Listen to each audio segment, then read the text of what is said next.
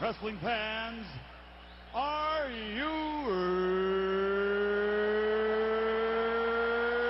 ready? We're here.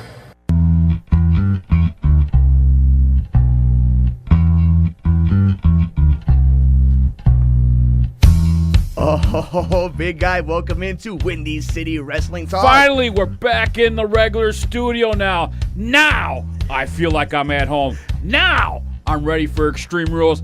Now, I'm ready for TNA Impact in Racing, Wisconsin. Let's rock the asses off this house. I can't wait for it. You can follow us everywhere in the universe. We're at Twitter at WC Wrestling Talk. You can like us on Facebook at Windy City Wrestling Talk. I'm at mmercado2333, and the big guy is at BWO_Big John BIGGJON. Respect FORE life. And of course, if you're listening to us, that means you're going to be listening to us in only in a few places. 87.9 FM, New Milford, Connecticut, WJDS, AM 1240 WSBC, and AM 1470 WCFJ, baby! Hello, welcome in, guys. We are so glad that we could be part of your weekend. It is the greatest show on the radio because it's all about wrestling. And before we get into the land of extreme for WWE's pay-per-view, before we get into TNA and start body slamming some subjects about Eric Young and all this, I want to give us a shout out to my guy, our guy, Adam J. Mergens. If you guys follow us on Twitter and on that guy's Facebook, a rock star. Rock star. Amazing stuff. Amazing stuff. His name is Adam Mergens at Adam Mergens Illustrations. Two beautiful pictures. That's the only way I could describe it. And let me just say that those illustrations jacked up, baby. Yes. Yep. You want to see some great illustrations, this guy is the guy to go to. You want to talk about jacked up? This guy is about as jacked up and as about as rock star as you can get. No, he's Adam, a superstar. He's big a superstar. Time, big time. Superstar big time. ready to go. So, Adam, thank you so much, guys. Check out the work. It's amazing. And we want to give out another shout-out to a few of the guys. We got to have him cartoon us. Yeah, we should. Okay, you know what? We'll talk about that later. That's a good one. I like that. I'll talk to you about that. Big guy, we got some more right shout-outs. in front of the belt. Well, my belt. No, my belt. Okay. We'll talk about that later. Yeah. We had some special shout-outs coming to your son's school. Absolutely. Big shout-out to Al Snow showing up to Grafton, Wisconsin at John Long Middle School. Went and visited the Mrs. Anzia's class, and those kids, I mean, it was a joy and a half. And, David Hero bringing them by. Cal Hero actually taking a superhero to school day, so he got to choose Al Snow, not his dad. No, that's all right, though. It's okay, though. Well, at least Al Snow was a hardcore champion. At least he has that. And of course, Al Snow leaving head home. Oh, well, we have to be a little sensitive for the kids. No. The Attitude Era is put. Can't get no head in school. No, well, we'll talk about that one later too, big guy.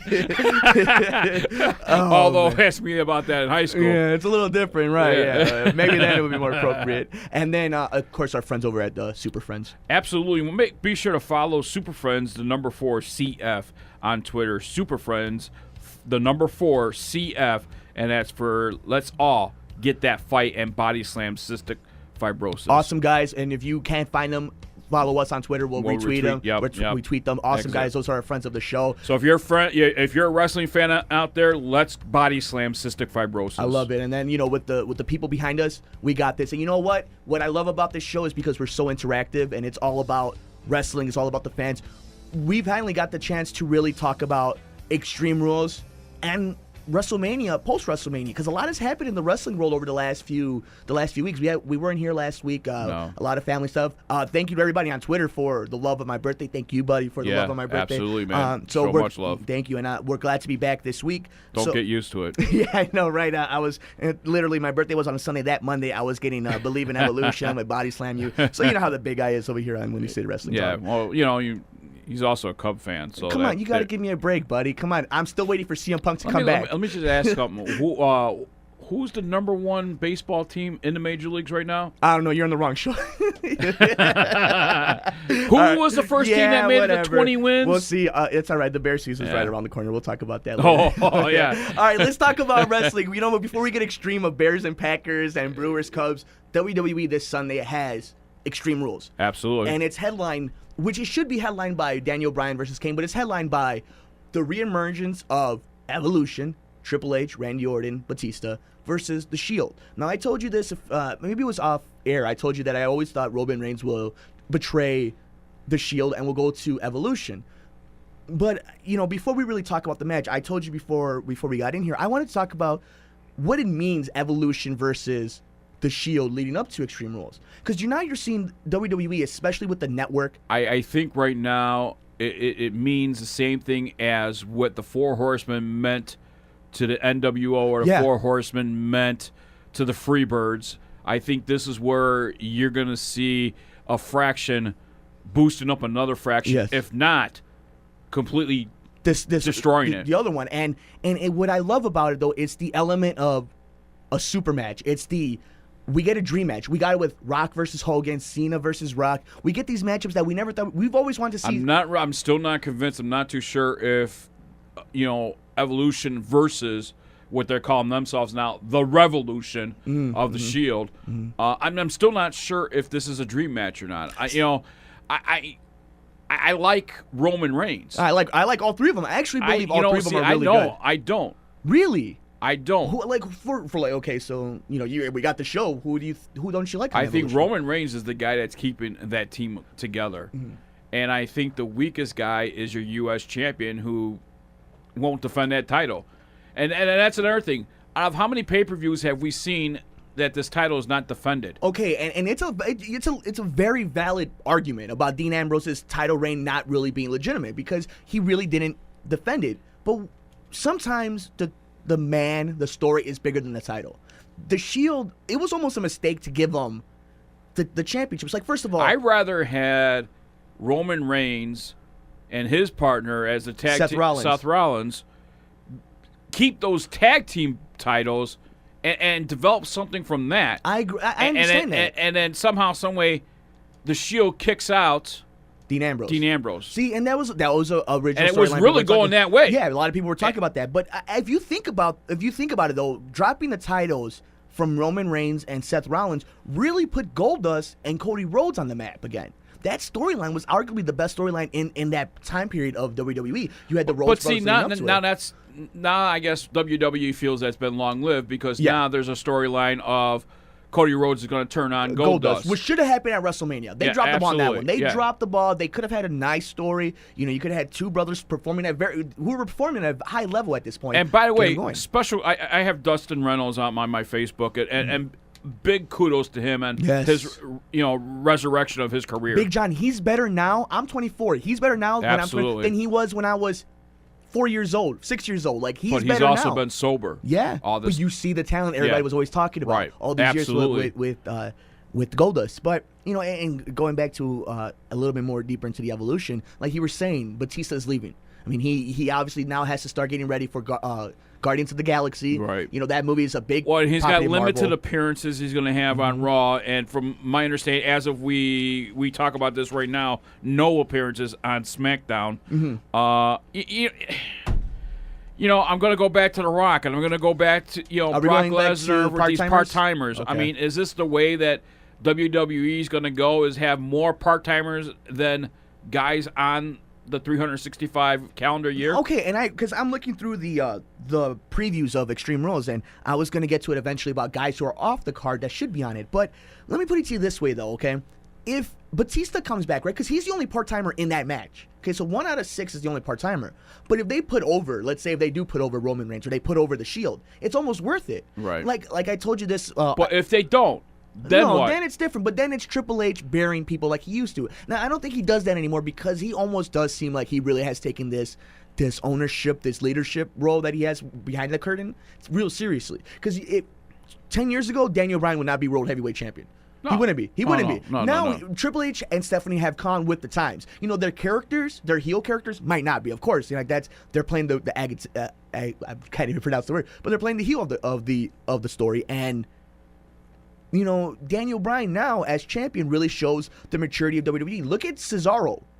He's another one who they're trying things outside the box, and almost his Evolution versus Shield match just kind of solidifies that the WWE is a new era. And they're trying different things. They're giving you different matchups. They want to see how you react with things. By the way, I was watching the questions answered emails from Paul Heyman on WWE Network. Yeah.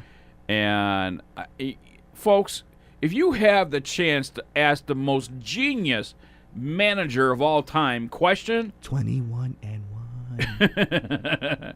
If you have that opportunity, don't ask him about some stupid crap. Yeah, no. Make it an intelligent question. Yeah, I'm all for asking any. And I like his responses.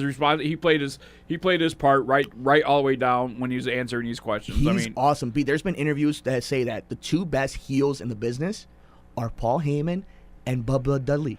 They say that they play the role so well as heels that they make it real life. Like they know the difference between real life and whatnot. But it's amazing. And Extreme Rules. I mean, since we're on the Paul Heyman thing,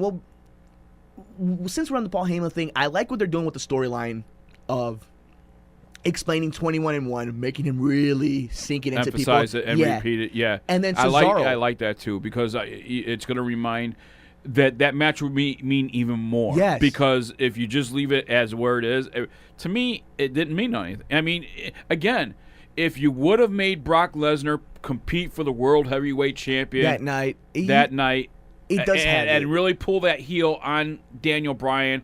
And remember, he lost that first World Heavyweight Championship in 13 seconds or something like that. Yeah. Okay. Sheamus, yeah. So. Yeah. Why didn't we just do the same thing on him and this time around? Well, I also think a lot of it had to do with Daniel Bryan's winning the title at WrestleMania was kind of that go-home moment. It was a great WrestleMania. That's what they were doing. But it would have been over the top, historic. 30 years. I mean, come on. But you got to then top it. And I think this is the idea they always go into every WrestleMania. It's like they don't. But when you have an anniversary of 30 years. Sure. But what are you going to do with WrestleMania 40 then? It's like, are you then going to have your guy wrestle 3 times and then have him lose at the end? You know what? To be honest with you, let's worry about that when the 40th year comes along. Maybe. Because, I mean, right now, you're getting. TNA. I mean, 5 years from now, I don't see TNA around. Well. I mean, if this WWE network, I mean, it's working right now. Yeah. If it doesn't work, if it doesn't work, then you're gonna have to kiss fall. those pay-per-views goodbye. But if from what it looks like, though, I mean, me and you have talked about. I mean, tomorrow we're both gonna watch Extreme Rules on the network, and it's Extreme Rules is. And you know what? I gotta tell you, I am watching a WWE network where I wouldn't have paid the $50 for a pay-per-view. Okay, and that's my point though, is that WWE has figured out a remedy of, we can sell our product without really selling our product. Like for $10 a month, how are you not? People spend more money on Netflix and don't watch it as much as some people watch the network. You're talking about a whole niche. They're talking about over 1 million subscribers. And even original programming that you don't see on regular TV. No, and that was the thing. They have so much material, not just wrestling matches. They have so much material, and I think that's what's great. So I'm really looking for. I thought WrestleMania 30 on the network was fantastic. Absolutely, I thought it was fantastic. They did a terrific job. So, I don't doubt that one. I'm not denying that one bit. I am just saying that in an anniversary such as the 30th. Okay, especially when you're anniversarying Andre the Giant. Mm-hmm.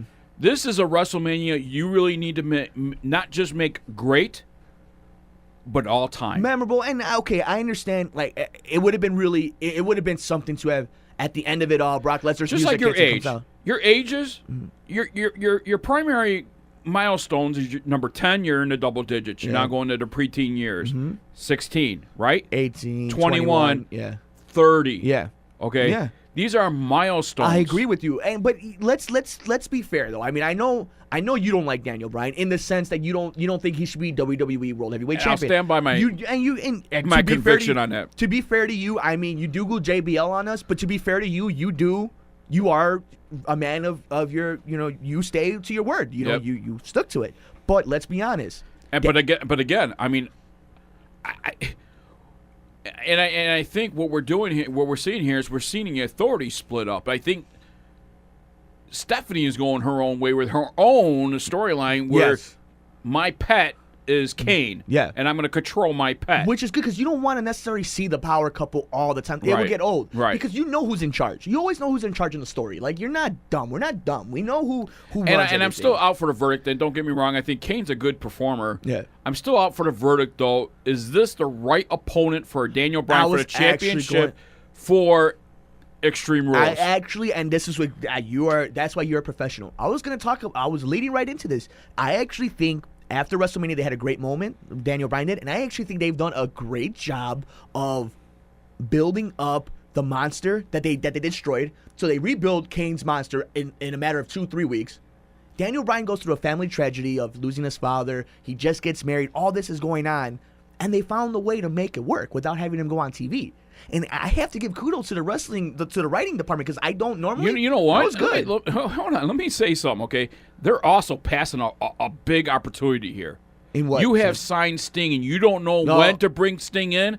This was the time that you could have had Sting come down from the rafters again. And I understand they don't want to do that because of Owen Hart anymore. Yeah. So, but they don't want to waste Sting either. I think they're waiting for that.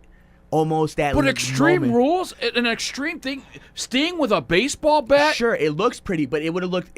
I mean, the NWO black and white face type guy to come in and I don't care if you like me, I don't care if you hate me type guy. Was a perfect opportunity because they don't know when or how to bring him in. This was how you could bring him in. But he's only okay. So, we know.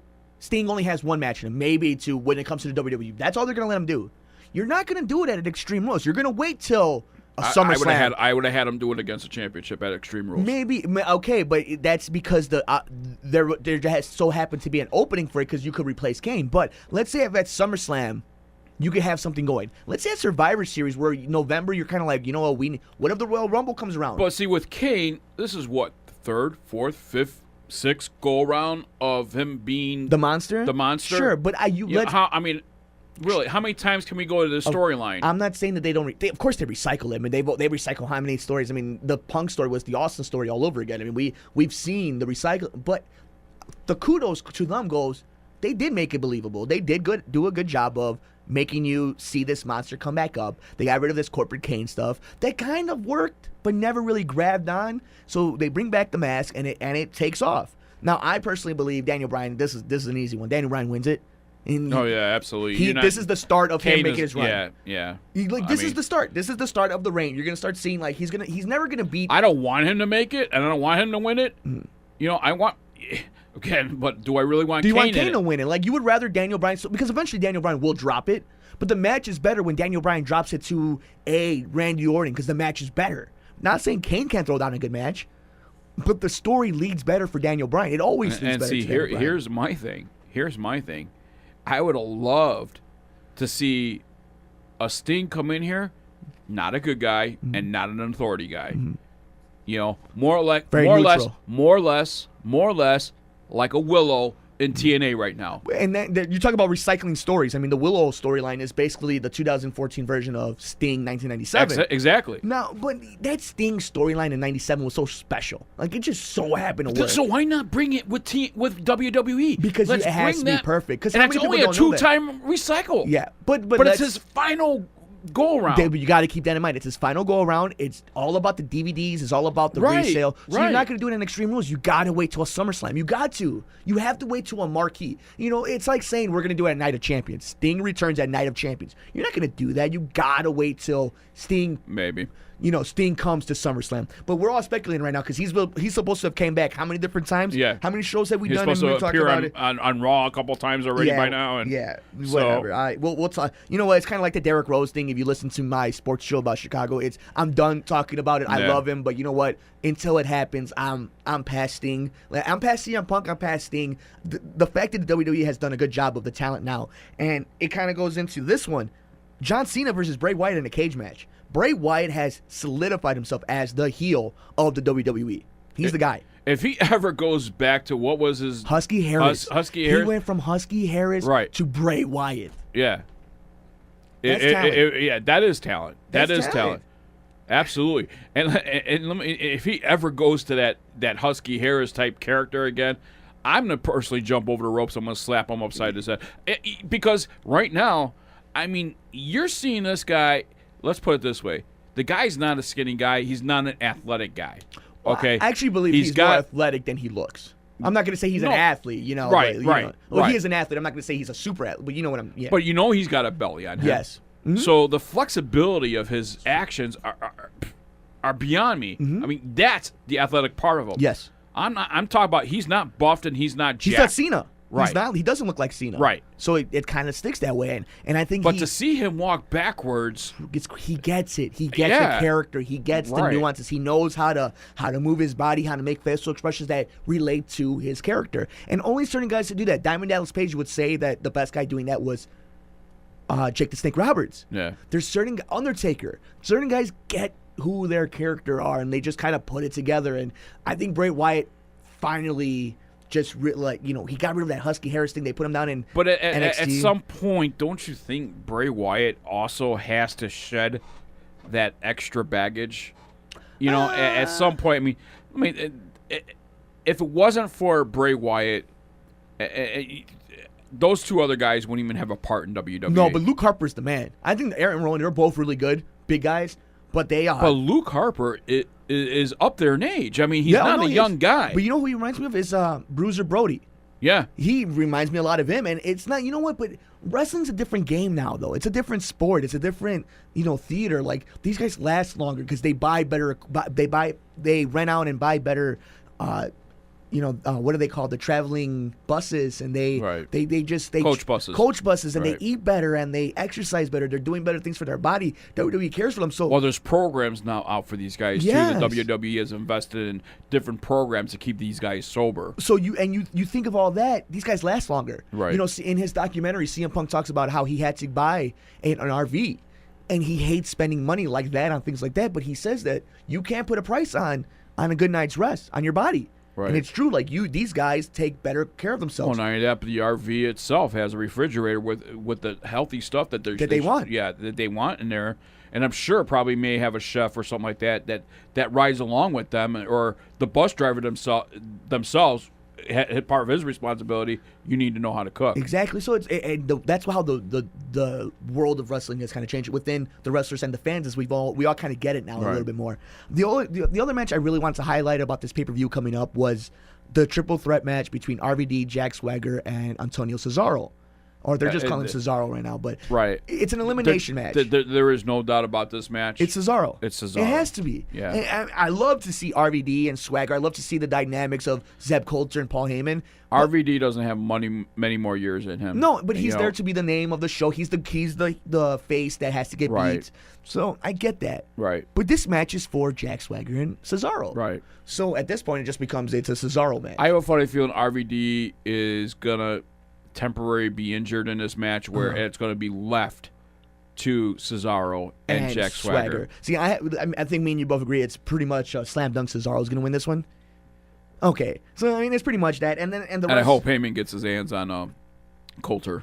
Yeah, that'd be great. That would be great. But I love Zeb Coulter and Paul Heyman. I think they are so awesome. I love that. Now, okay, so really quickly, there's a handicap match, 2-on-1, R-Truth versus Xavier Woods, and Xavier Woods versus Alexander Rusev, and my future bride, the Russian Lana. It's my future. There's wife. No doubt about this. The Russian's going to win this. He's been being put over like week crazy. After week, week after week. He's better. He's better than a lot of guys. Like Ryback. This guy's a jack. This guy's good. Yeah. He's got something. He may not necessarily have the. He hasn't found his exact itch yet. But he's got something, and I want to see what they do with him. So and so he needs to be scratched really easy. But trust me, this character will not stay with him. This is not what he will be known for. No, but this guy will be there. Right. But he will be there somewhere. Paige versus Tamina Snuka. I like Paige. And so they're going to put her over. I actually would think it would also be interesting if Tamina won it, and then AJ comes back in June, and then you have AJ, Tamina, and Paige all going against each other at Payback. So, I mean, I think it'd just be an interesting concept. So I wouldn't be surprised if Tamina won, but I'm picking Paige in this match. I'm picking Paige, too. The only reason Tamina will win, if she does win, is for her genes. Yeah, it's the Snuka, the Snuka last name. She's good. She is good. Like, she's actually a pretty good performer. But they, I think a lot of it has to do with AJ because she's not fired. I just haven't seen her. I mean, I've seen her, jump off the rope. I mean, don't get me. Her skills are there. I just haven't seen her wow me like a Paige has with some of the moves that she's put on. I mean, I've seen that girl flop around like a man. Yeah, which I'm pretty impressed with that. Yeah, that's what I'm saying. So I was sad when AJ left, but I mean she's getting married to CM Punk, so I mean you can't be mad at these people. I mean they got lives, and as long as they come back and they perform and they're able to kind of keep pace with it, I'm okay with it. Now another one that started really hot with the tournament and kind of just cooled off, Big E Langston versus Bad News Barrett. I like Bad News Barrett. I like Big E. The minute Cesaro, Swagger, and RVD, that whole thing happened, the tournament lost all its all of its mojo. Right. You would have been better served not putting Cesaro and not putting Swagger in that tournament at all. And just run with the storyline. And you completely messed up the push that Bad News Bear was going to get. Now, Bad News Bear is going to win this match because they're going on a European tour. Right. So there's no way you're not going to put the gold on the guy that was the hottest guy leading after WrestleMania with the European crowd. Well, not only that, but I think, Bad News Bear, they've been priming him for week to week after week. And Langston, I just don't. He just hasn't really showed the potential yet that, and all he's shown is that he's strong. Yeah, and really he's a Cena friend. Right. That's it. Yeah, and hasn't really given his. And there's another guy. He hasn't really found his itch yet. Really hasn't found the Biggie Langston that you would know him by. Because he lost it a few times. 10 years from now, would you remember Biggie Langston as a Intercontinental champion? No, if not, because the title didn't No. And I always found it just so interesting that especially with the United States on the Intercontinental, there's so much heat and momentum the first time they win it, and then after a week, the WWE gets bored of the title and their storyline, and they put them to the wayside. So I think I have Bad News Barrett. Who do you got? I got Bad News Barrett. Okay, and then I didn't get your final thoughts for the three big ones. John Cena versus Bray Wyatt. Who you have? You know what? I know you're gonna take Bray Wyatt. Yeah, I'm taking Bray Wyatt. People don't like John Cena. You want Cena? You can't see me. Look at the big guy. You know what? Cena's a face, and just to be a pain in the ass, you decided to go with John Cena. I see. I know you. I know you already. Brian versus Loyal, Kane. Hustle, respect. Yeah, whatever, dude. FORE. You life. Can't see me. You can't see me. You can't see me. We're life. But Kane versus Brian. Who do you got? I want Kane, but Brian's gonna win it. Yeah, I got Brian. I mean, I think this is just the beginning of the Brian run, and the main event. The Shield, Evolution. You know my thoughts. Evolution's going to win this. Roman Reigns turns on the Shield. I think that ends the show. Evolution. You got Evolution? There's no doubt about it. My boy. You got to... Yeah, right here, baby. Whatever. DX. How crazy was it with Nature Boy going with endorsing the Shield? I saw that coming, but he endorsed the Shield, but they interviewed him on Monday Night Raw, at post-Raw, rather, when he's walking away, and he just... had a message to the Shield: don't count out Evolution. And you can't. In order to beat the man, you got to beat the man. Woo! Big guy, where can they listen to us? They can listen to us on AM 1240 WSBC and AM 1470 WCFJ, 87.9 FM, New Milford, Connecticut. Hello. JDS Radio Network, NativeFamilyRadio.com. Follow us on Twitter, WC Wrestling Talk. Also, Facebook us, baby. Just Facebook us. All day. Like us. Stalk us. Windy Talk City crap Wrestling about us. Talk. Windy City Wrestling Talk. Follow me on Twitter, BWO_Big John, BIGGJON. Respect FORE. Life. With that, you guys don't need no more. I'm out of here. See ya. I'm going. I'm out. Oh, thank you for the presents, big guy. I am Mike Mercado. You can follow me at Mercado2333. Please, guys, enjoy Extreme Rules on the WWE Network. We will see you guys next week here on Windy City Wrestling Talk.